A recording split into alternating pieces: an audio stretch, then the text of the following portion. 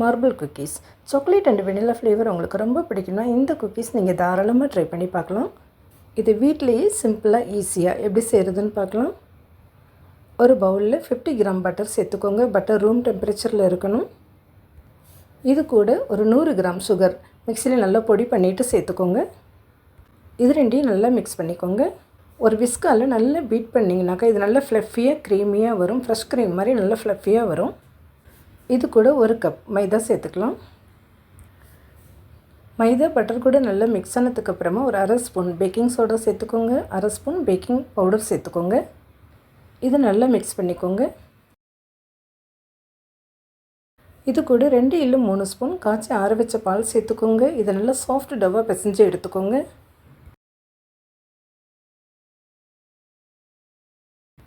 மாவு நல்லா சாஃப்டாக பிசைஞ்சாச்சு. இப்போ இதை 2 பாகமாக பிரித்து எடுத்துக்கலாம். ஒரு போர்ஷன் மாவை தனியாக எடுத்து வச்சுக்கோங்க.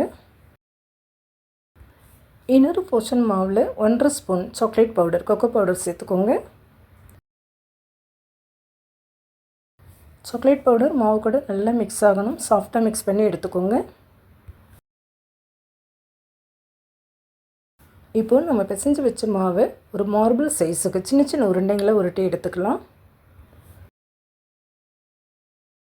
2 ஃப்ளேவர் மாவையும் இந்த மாதிரி சின்ன சின்ன உருண்டைங்களை உருட்டி எடுத்துக்கோங்க.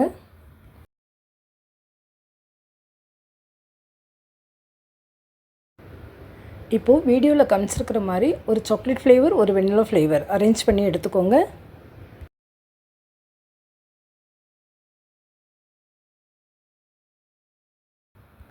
மொத்தமாக 3 brown colour 3 white colour balls arrange பண்ணியாச்சு. இதே இந்த மாதிரி ஜென்டிலாக ஒன்றா சேர்த்து ப்ரெஸ் பண்ணிக்கோங்க. இதை நம்ம கையில் வச்சுட்டு இந்த மாதிரி லைட்டாக ப்ரெஸ் பண்ணிங்கன்னா நல்லா குக்கீ ஷேப் கிடச்சிரும். எல்லா குக்கீஸும் ரெடி பண்ணி எடுத்துக்கலாம். ஆல்ரெடி நான் ஓடிஜி ப்ரீஹீட் பண்ணி வச்சுருக்கேன். நீங்கள் குக்கர்லேயோ கடாயிலையோ பண்ணுறாந்தாக்கா குக்கரும் கடாயும் ப்ரீஹீட் பண்ணி வச்சுக்கோங்க. நான் 180 டிகிரி 20 மினிட்ஸ்க்கு பேக் பண்ணி எடுத்துக்கிறேன். குக்கர்லேயோ கடாயிலையோ பண்ணுறாந்தாக்கா ஒரு 5 மினிட்ஸ் முன்ன பின்ன ஆகும். நம்ம குக்கீஸோட திக்னஸ் என்ன கொடுத்துருக்கோமோ அதுக்கு தகுந்த மாதிரி பேக்கிங் டைமும் ஜாஸ்தியோ கம்மியாக ஆகும். குக்கீஸோட பேக் சைடு இந்த மாதிரி ப்ரௌனாக ஆயிருந்ததுன்னா நல்லா பேக் ஆகிடுச்சின்னு அர்த்தம். அவ்வளோதான், நல்ல மொறுமொறுப்பான கிறிஸ்பியான குக்கீஸ் ரெடி ஆகிடுச்சு. நீங்களும் ட்ரை பண்ணி பாருங்கள். வீடியோ பிடிச்சிருந்ததுன்னா லைக் பண்ணிவிட்டு சப்ஸ்கிரைப் பண்ணிக்கோங்க. நெக்ஸ்ட் வீடியோவில் பார்க்கலாம். பாய்.